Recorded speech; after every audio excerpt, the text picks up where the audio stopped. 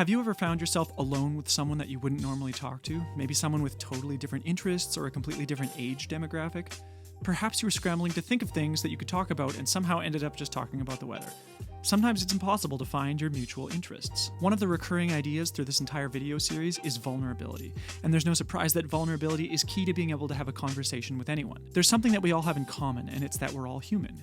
We're all struggling to live a meaningful life, to navigate our own sets of challenges, and we all have the capacity to be empathetic, to interpret another's experience through the lens of our own experience. So you're face to face with this unfamiliar human, and either you feel the need to talk to them or you'd like to know more about them, and there are two paths forward. Either you can do the talking or you can let them talk to you. If you want a two-way conversation, start with a prompt that opens the gates of vulnerability right away. You could say something like, "I often get anxious when talking to new people. Does that ever happen to you?" Most people are willing to be vulnerable if someone else is willing to go first. It removes the barrier of trying to appear perfect and likable. We all have emotions, and if you create a safe space to talk about them, we can talk endlessly about how we perceive them differently. You immediately feel able to connect to someone who can simply just say, "I feel a little bit anxious right now."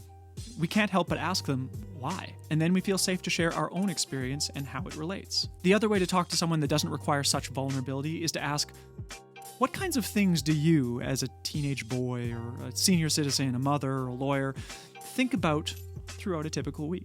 This sentence is an invitation to talk about literally anything, and depending on how vulnerable this person is, they could start a conversation about anything from a hobby to deeply personal thoughts. No matter what they talk about, use this as an opportunity to learn more about who they are.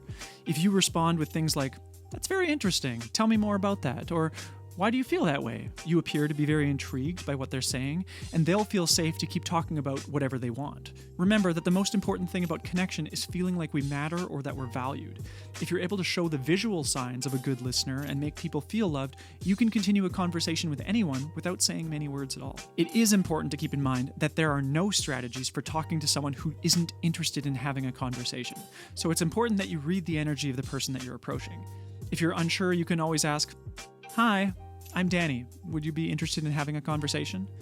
It may sound strange or formal, but you immediately know what they desire, and it gives them the option to say, "No thanks, I'd rather be alone right now." It's always better to know ahead of time so that they're not trying to find a polite way to walk away from you because they don't actually feel like socializing. This is especially useful if you're trying to flirt with a stranger. A lot of people just don't want to be flirted with because it's stressful having to reject someone else's advances.